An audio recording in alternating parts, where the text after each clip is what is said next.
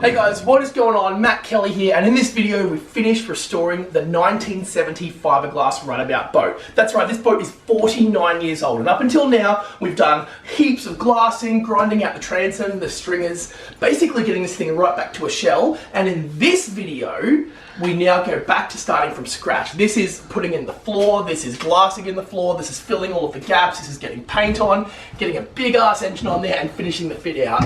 This is the fourth boat I've done on this channel and I'm really pumped. It's probably my favorite yet. If you like what I'm doing and you do want to go back and check out the past videos, what I would really appreciate is a sub. We're on our way to 10,000 subscribers and I cannot wait for that, so thank you so much everyone who has subscribed. And let's get into the resto. This is going to be an awesome one. Okay, bit of a quick status check. So first of all, we'll look at the over-drilled bung hole. So that there has got, I think I'd counted 30-something layers, and then I had to do another probably 12 just to get it completely to extend beyond the surface, sanded back, and I've just gotten some thickened resin with thickened with aerosol just to basically just smooth it over, because it had just some little tiny sort of pinholes in it, or so not even pinholes, just little indents in from the actual double bias cloth.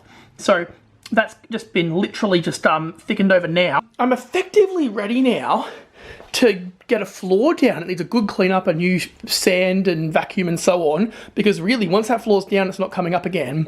As part of the process of getting the floor down, obviously I want to have that bung finished and ready to go, so I'm going to drill that out, because what I want to do is ultimately, as much as it is a bung, I want to be able to clean out all of the gunk in here from when I drill it. So I'm going to drill out that bung and that'll all get treated with I'll do all of the screw holes in it as well from around the bung, so that's ready to go. And then when paint hits it, that'll be drilled, set, ready for the bung to then go in after all of that.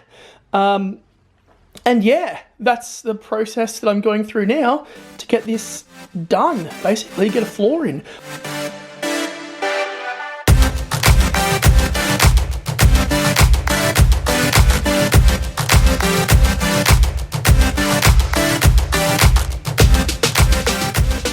Alright, well that took a good half hour of mucking around, but we got through and it is all glass, which is great. So the bung will go right into there, screw holes into glass. That means that no water will ever get into the actual plywood transom. It'll all be mounted in directly into glass, which is great. Anyway, let's keep going.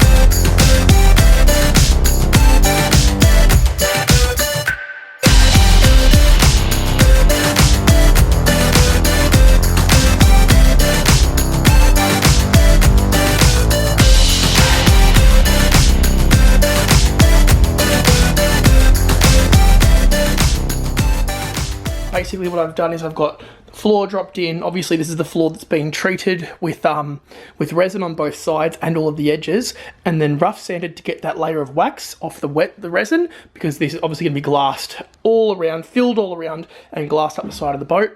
But what I wanted to do today was get some real thick silicone under it, just to, not because it's necessary, it's all going to get glassed in, but because I figure why not get a layer of added protection between the wood and the boat. And then obviously it's going to be thickened all around the outside, glassed up the sides, and that's where we're at. So this is officially in and hopefully never comes out at this point. So that's really good. With the screw holes, I know some of you will shudder at the fact that I've put screws through this floor. The big thing here was I needed it to get locked right down solid, and I wasn't exactly sure how to do that. So I figured if I screw through and fill all of the screws. So what I've done is I've actually gone and recessed the screws down deeper, and then I've been able to fill over the top of all of them. That should make at least from the top, relatively watertight, which is probably all I really need. So this is coming together relatively nicely. That's got to be pushed down a little bit. It's a tight fit. I will say it's a tight fit, but that was obviously always the intention. I didn't want it to be loose. So that's where we're at. Plenty more to glass in, plenty more to get done. But once this is in, we can start to get to all the cosmetic stuff, which is going to be pretty cool. So anyway, let's get to it.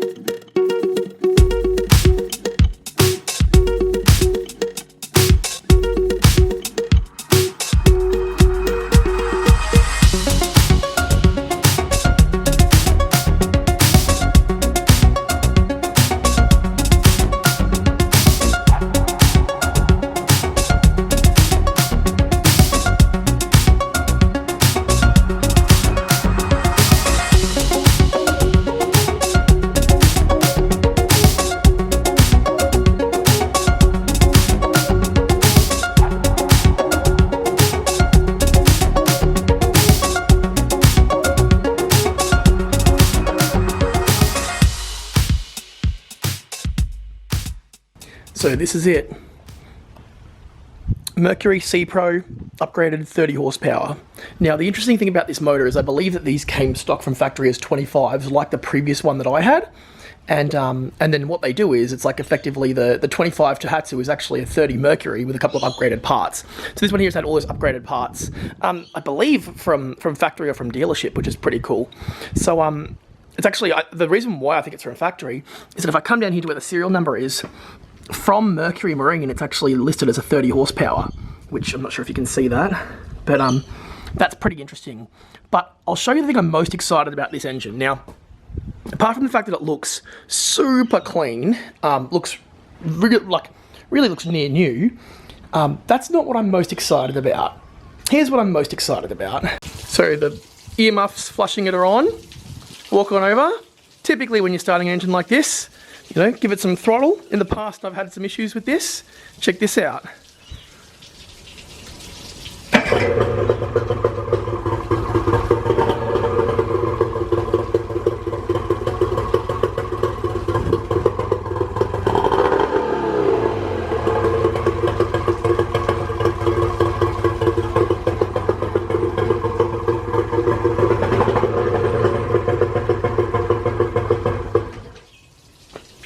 That's right, electric start.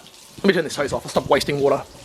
So the interesting thing about this is, none of these engines of this size typically come with electric start from factory. Some of the more modern 4-strokes do, but certainly it was a very, very rare feature to get from factory. And so it's all aftermarket in this case. And that's it right there. So this whole section here, I'm not used to seeing, to be totally honest. Usually that's a little bit empty, but you can see here, wiring straight in. I've got it wired up to the big marine battery in the back of the Razor Cat, just because I know that I've got a battery there and I've got charge there. I haven't got any other batteries, at least not easily accessible, so I'll have to buy one for this boat. But that is a bit of a game changer. So not only does this charge the battery, but you also start using this. Now it's still manual tilt and trim, but the beauty of this being a smaller engine is that I can still sort of lift it and tilt it on my own, which is good.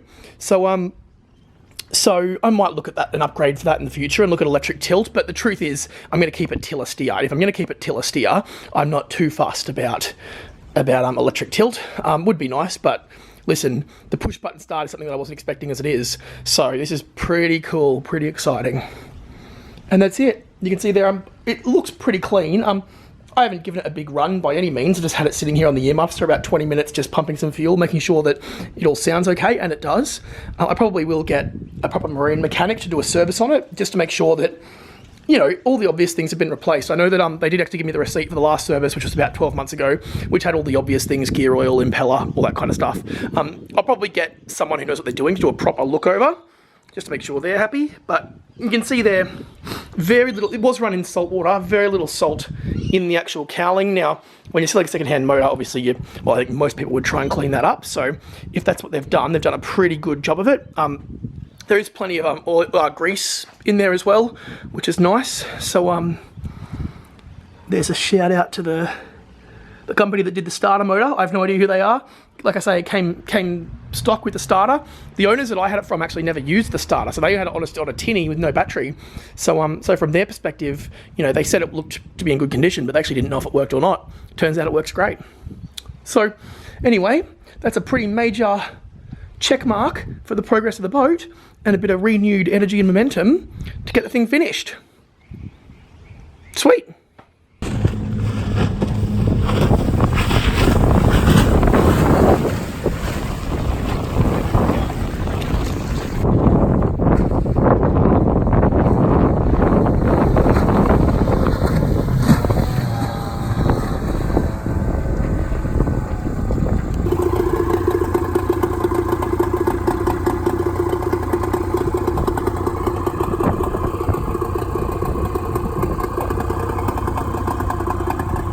So we can see that the oil is reasonably clear.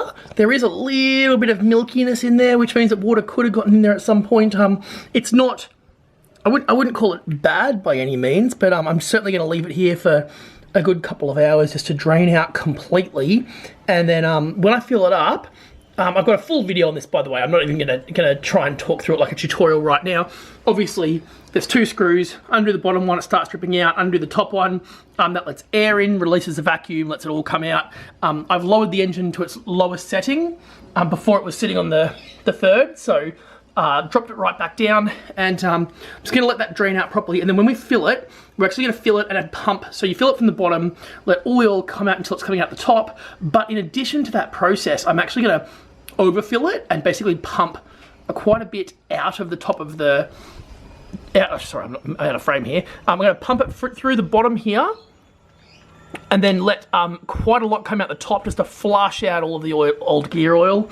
I've also, while I'm doing a little bit of maintenance here, just getting the motor up to scratch, I've also replaced the spark plugs. The old ones looked quite new, very small amount of oil residue on them, so I'm not too worried about that. But I did think it was worth doing you know, for the sake of 10 bucks, may as well get some new spark plugs and throw them in as well. So yeah, gonna let this sit now for a couple of hours and properly drain out, and then come back later on, pump it all through until it comes out of the top there. And then top one goes in, that activates the vacuum, bottom one quickly goes in, and we're good. As mentioned, there's a full video on this on my channel. I'm not going to do the full step-by-step, but that's the process.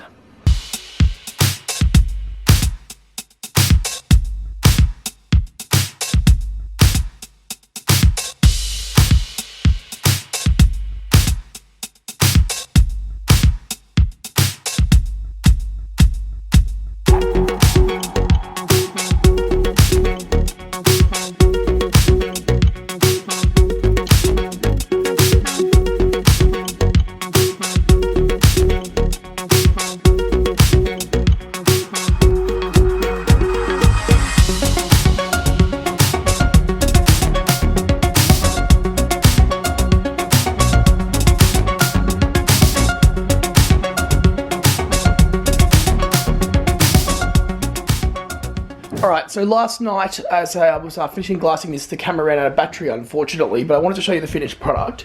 So this has been tabbed in with quite a small piece, and then 2 coats of double bias around the entire boat. It's actually a really smooth, quite a smooth finish, which I'm happy with. So I'm either going to fill and sand, or potentially just paint flow coat straight over that. I'm going to have to work that out, but it's done a really nice finish. a really nice finish, nice and even. I was a bit worried about these sections on the side because there was a void underneath the wooden floor, between the wooden floor and the side of the boat, where you get to the front of the bow here. I was a bit worried that there was no support under it, but I was able to match the same curvature on both sides, and I think that'll be a nice funnel for water to run down as well, and then run down the side. So, all in all, came out a lot better than I was probably expecting. It feels very solid, nice quality finish. So that's good. I also did a coat right down the centre as well to seal up that seam. I'd already filled it with thickened resin anyway, but I figure just to get some more rigidity back into it, doing a coat of double bias right down the centre works. Obviously, in all of the transom, got sections of double bias up both, and then the holes that were underneath the floor here, they got properly filled as well. So there's multiple pieces across there, and then obviously filled with glass. I actually put a lot of glass in there because what I didn't want was that to ever crack and water to get through to the actual hull itself. So that's what they're for. Same on both sides.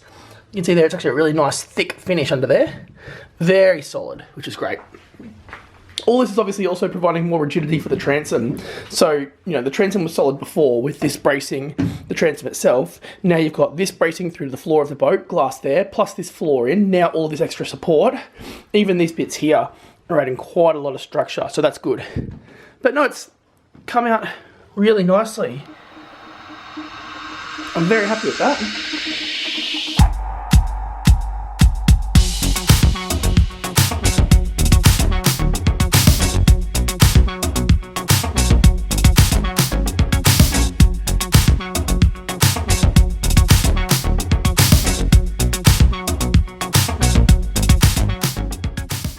Alright, fast forward a couple of hours, I realised that there wasn't quite as much on the front sections here where there was limited support underneath it as I would have liked, just between like there and there where the hull dips down. So what I've done is I've done another 2 pieces over here of the double bias, and I've done a couple of coats which you can see, they're actually really obvious on the camera, which is nice. So like 2 layers there, 2 layers there.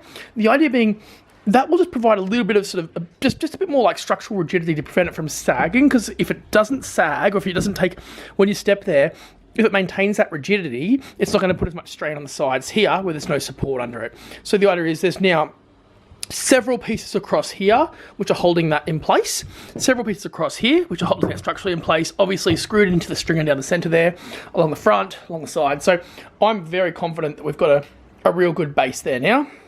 As we come down the back of the boat, I also did 2 more coats, 2 more pieces of double bias underneath these, because this is where there was a void there that we filled. Hey guys, what's going on? An exciting moment. We are getting into paint, and by paint, what I really mean is just the undercoat and on the inside of the boat at this stage. I've actually been around the entire boat and ground out and sanded back all that old paint right around the inside, and it's time to get undercoat in. So before I do that, I want to show you what I've bought. This is our undercoat. I'm using Norglass. I've gotten multiple opinions on the different paint to get. Ended up going with Norglass. So this is their Ship Shape Primer Undercoat. The reason why we're using that, and I've gotten a few different opinions on this, is because this is quite good at going on different types of surfaces. Given we've got old fiberglass, new fiberglass, and old paint, albeit sanded back, it's a bit sketchy. So what we've done is we've gone Ship Shape, because this is, by all accounts, probably one of the best to use on different and not so reliable surfaces. I've also got this, because I'm brushing the undercoat on, just a really small amount of thinner. I'm talking a couple of percent just to thin it down slightly. It may mean having to do a second coat, but it goes on way smoother with a brush. So that's our undercoat. Our top coat is going to be, for the white, it's going to be the Norglass Northane. Now, this, and I should mention, this and also the primer are a 3-to-1, so that's why you've got big, small, and then again, brushing thinner. That's pretty exciting, just to be able to keep with the same brand, know that they're going to be really, really compatible together and work well. So that's good. And then what I've got over here is something a bit different. This is what I'm using for the deck. Now, I am actually not going to show you, in fact, I'm going to cover that up right there. I'm not going to show you what colour that is. That is going to be a surprise. But the upper deck that runs around the top of the boat is going to be a different colour. It's going to be, let's just say, a bit more vibrant than our past boats. So, again, that's the base. That's the hardener, and then they didn't have the smaller bottles to thin it down, so that's the thinner. I've got some flow coat, which may go into a couple of sections of the boat, but that's neither here nor there. That's our paint. Let's get into it.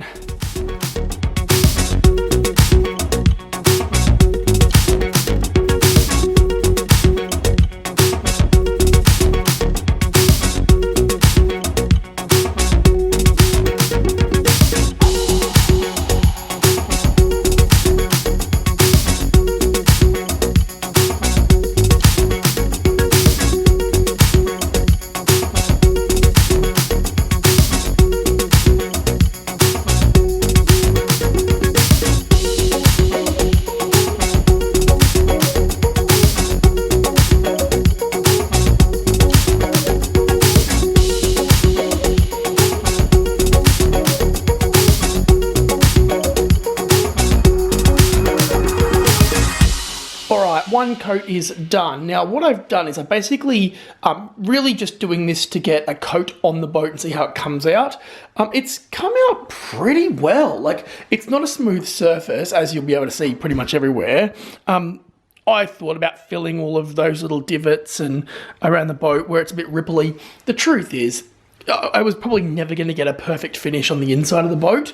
It is rough, it has had many different coats, and my glassing around the floor, while it's gone on pretty well, isn't perfect. You can see in the corner down there, you can see where it gets a bit bumpy. So it's smooth, I've sanded it back, but I figure that given this is the inside, you're not going to notice as much, especially with this carpet in there, and the gunnel on top deck is all painted up. It should look good. So all in all, that's pretty good. The objective here was just to do a good sealing job right around the edges and primarily get it filling in all of the edges, all of the gaps, all of the holes. Basically, just get a good solid coat in. I'm gonna, after this is all dry, and it's actually dried fairly quickly, I'm then gonna go around and do a little bit of sand on any runs or any areas that I'm not happy with, and then do another coat right around. I'll probably also, as I do that other coat, anywhere where I've got glass or holes, so screw holes have been filled with glass, I'm probably just going to do a strip down there, down the centre, just to make sure that at no point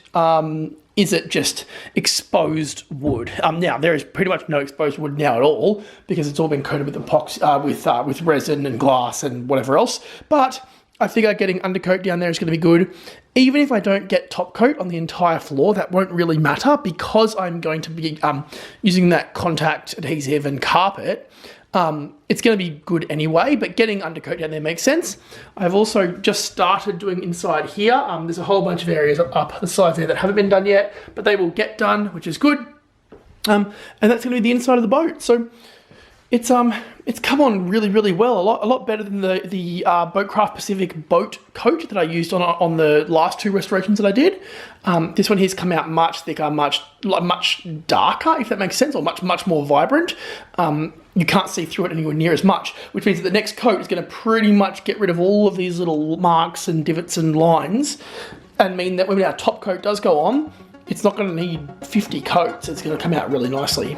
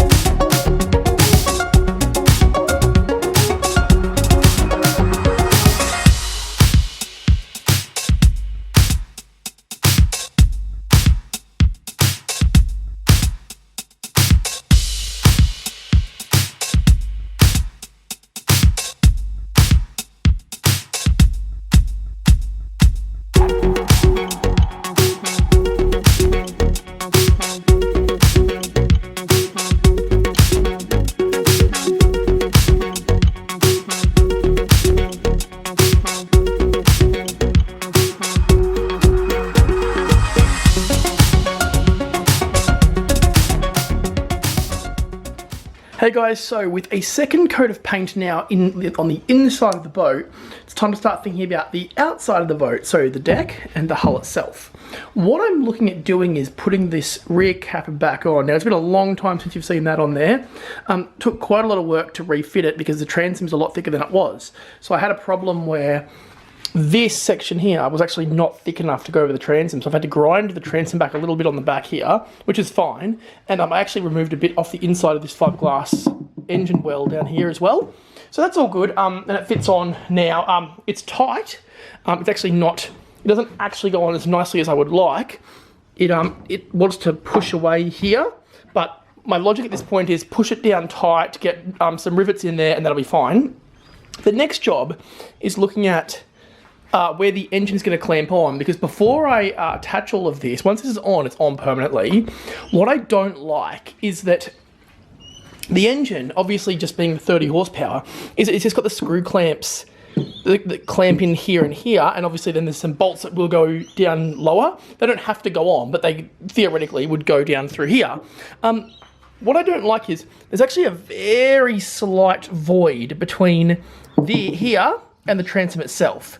So what I've done is I've actually gone over to where the engine is at my parents' place, made a little template of where the clamps are. So basically it's like clamp, and we're going to use a circle hole saw to cut holes out of the fiberglass so the engine clamps directly through here onto the transom. So this is going to come off, we're going to get those holes marked and then drilled, and then this can actually go riveted on and then glassed back together, and then we can sand this whole thing in one piece, which will mean we'll get a better finish on the joins, ready for paint.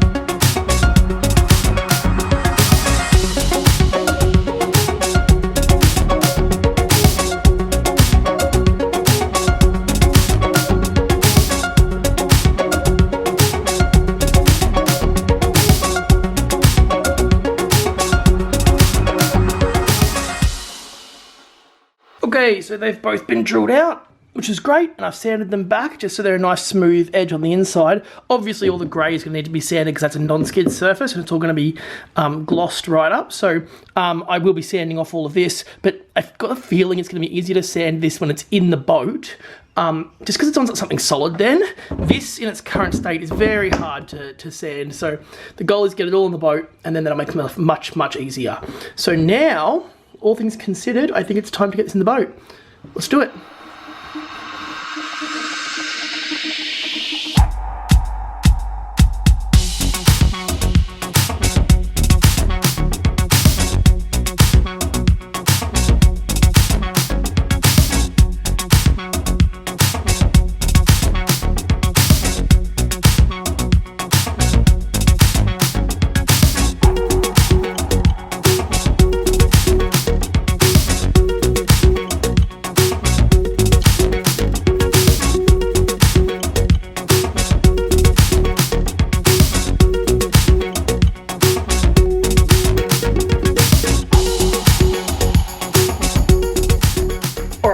Getting late, that's today done and dusted. One thing I've done is I've actually glassed the inside of the cuts where the shell comes together. So obviously it was cut there and cut over there. So what I've done is put it all back together as best I can, clamped it in the right place on the inside here, and then gone underneath and actually done 3 or 4 coats of double bias from sort of here to here, and then a little bit along the top edge. Obviously I couldn't get there because the clamps are there, but my logic is if these can get all dried here and nice and strong, when I remove the clamps, they'll remain in the current position, and then I'll be able to put glass on the inside of there, and then it would just be a matter of filling the gap. You can see there, it's not a big gap at all, so it won't be hard to fill that. This side over here is slightly off, so it'll require a bit of filling just in there to might be able to see there, it's like sort of, there's a bit of a lip. So it'll require some filling and then sanding back, but that's fine. Had a bit of a run-in with the grinder today with my finger, so that put a bit of a dampener on this afternoon. Enough that it was a bit annoying, had to go up and get it looked at. So, yeah, didn't get as much progress done as I would have liked, but the shell is back on, which is nice. Ready for a whole bunch of paint and other things, so we'll keep at it.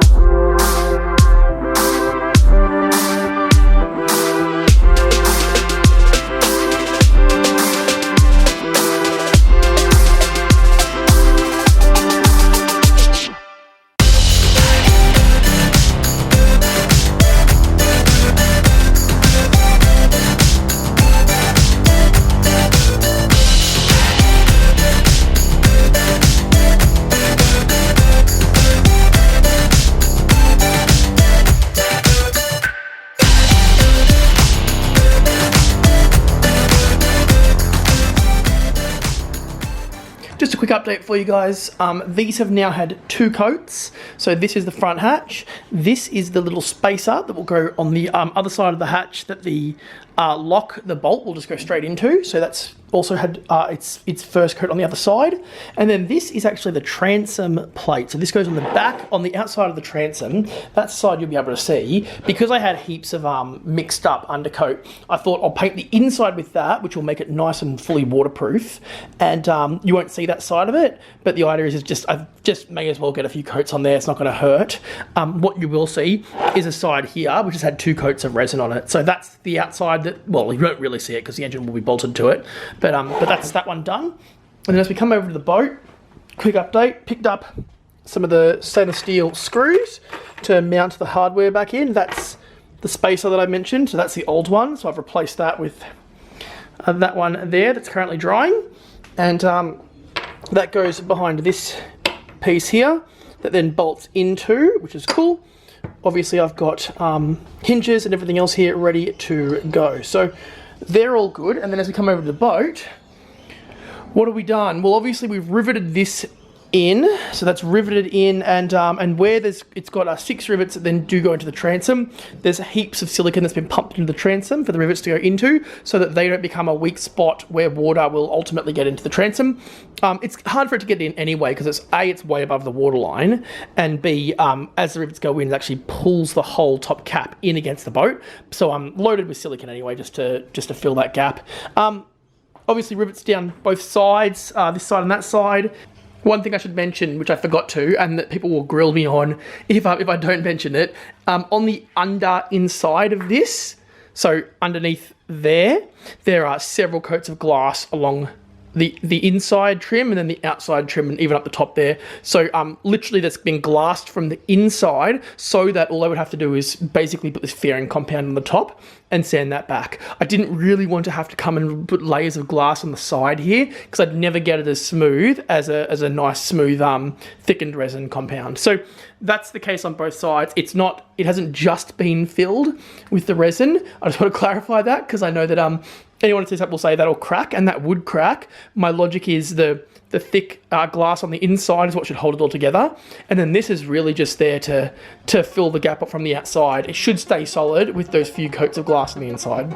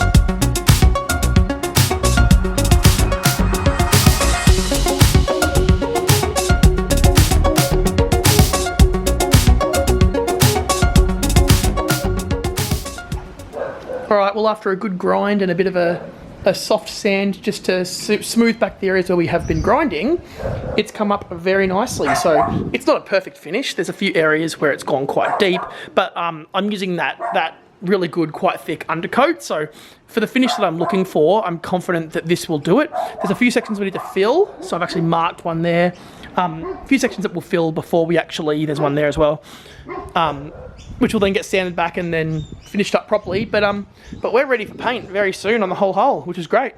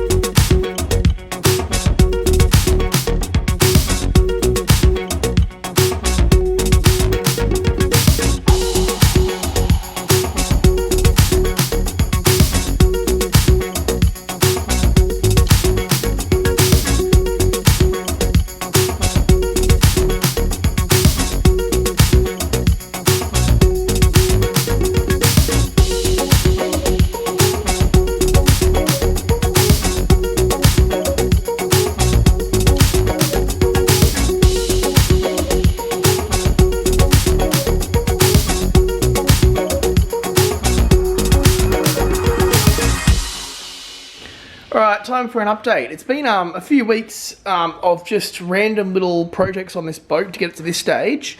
The hull itself is, this side here is painted. A couple of coats of undercoat, a couple of coats of top coat.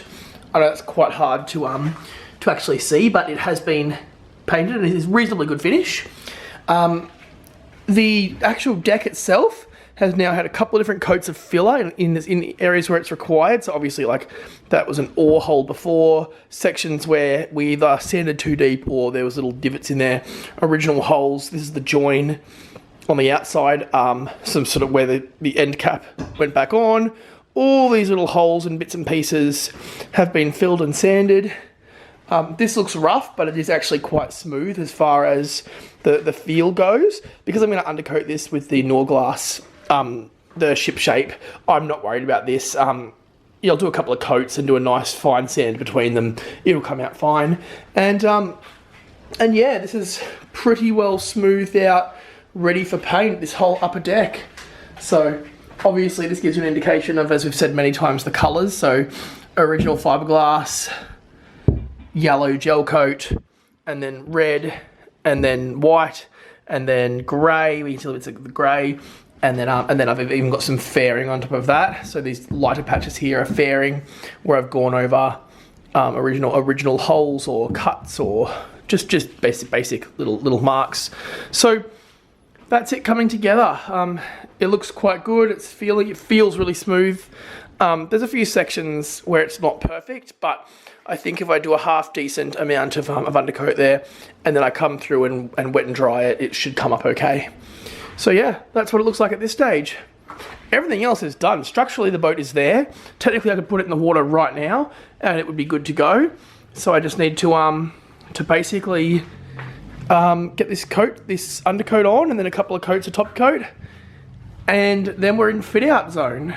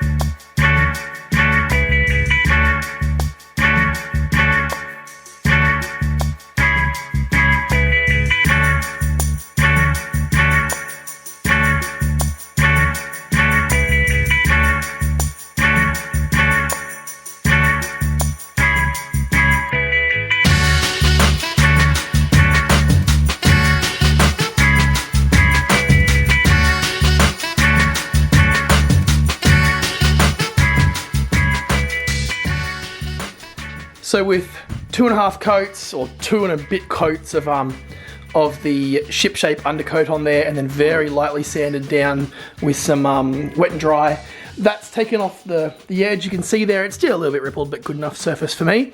So now that is ready for top coat. Let's get into it.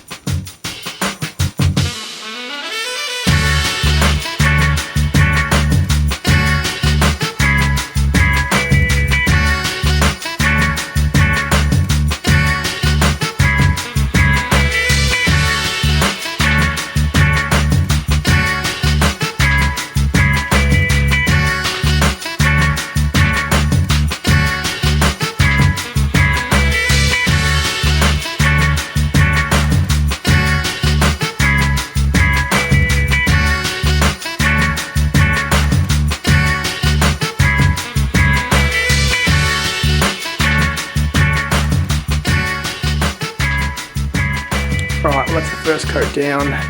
It's coming up quite blue on the camera, whereas it's almost like a teal, like it's got a green hint to it in person.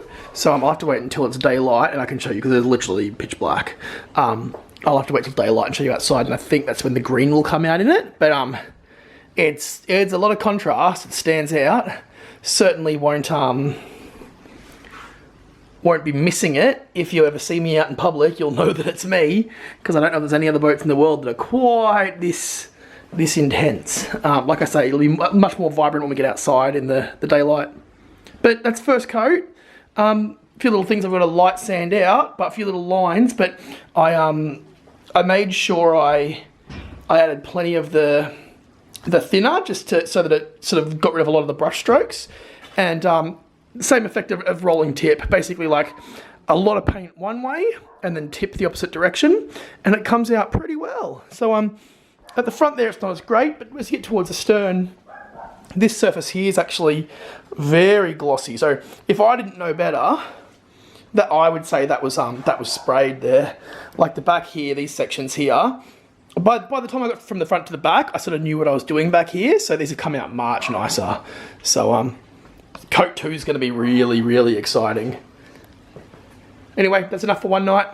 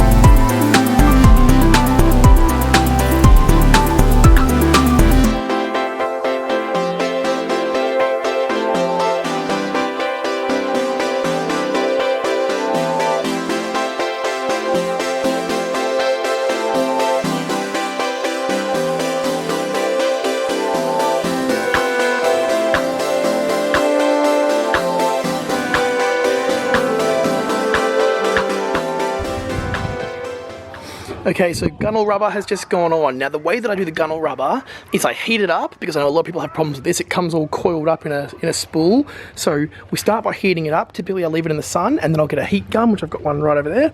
And what you do is you basically anchor one point at one end of the boat, which is what I've done here with the end cap.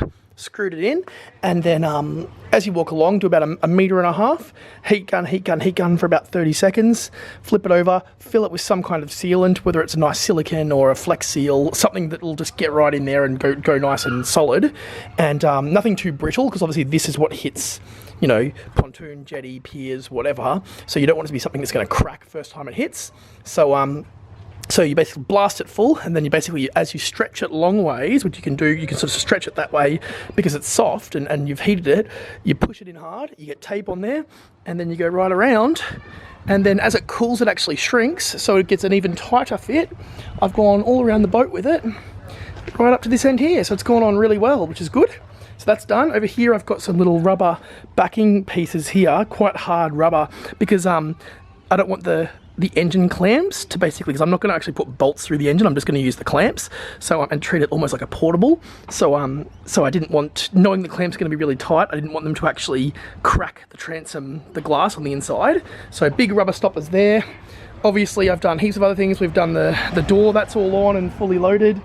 On the back here I've got the engine backing plate, which all the screws have been countersunk quite deep and then filled with silicone, a huge amount of silicone behind, and a really good seal all around the edges, because this is one of those spots where you get water in your transom, and obviously you also get transom from your bungs. So the bungs was where we over drilled and then and have screwed directly into glass, so they've gone on quite well. Transom is the least nice part of the entire boat as far as the finish goes. You can see it's quite ripply. It's because I just had so much glass on there, and I should have, in hindsight, I should have faired it and finished up properly, but honestly, for this boat, I'm super happy with it. So that's gone on well. I'll tell you what, I was going to go black gunnel rubber. I think the white really sets it off. Can't really tell with all of the tape on there at this stage, but it's looking pretty good.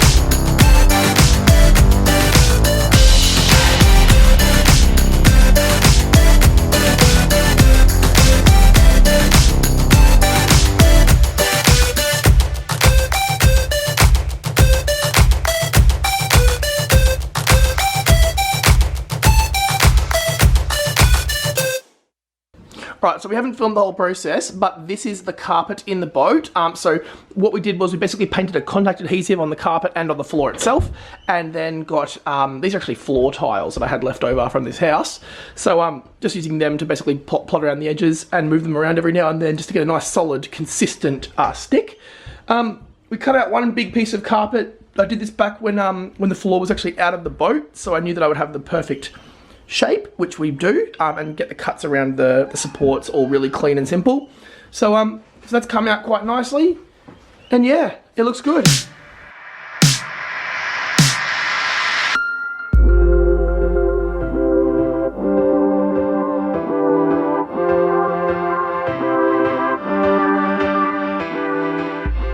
Alright, well if you made it this far, thank you so much for watching. Now that we've got carpet in, that is effectively the end of the project work. We've still got to do seat pedestals, so that'll go in, and I can do some modifications on that to make that work. But really, we're getting into that final fit out stage of actually mounting gear in the boat. The shell is there and ready to go. So the next video you're going to see is going to be this crazy boat in the water. And I'm pretty excited to see what this actually does. So yeah, once again, thanks for watching. As mentioned at the start of the video, we're on our way to 10,000 subscribers, and I would love it if you would be one of them. So if you like this video, do make sure you hit the subscribe button, and let us know what you think in the comments. Really appreciate it, guys. Matt Kelly, and I'll see you real soon.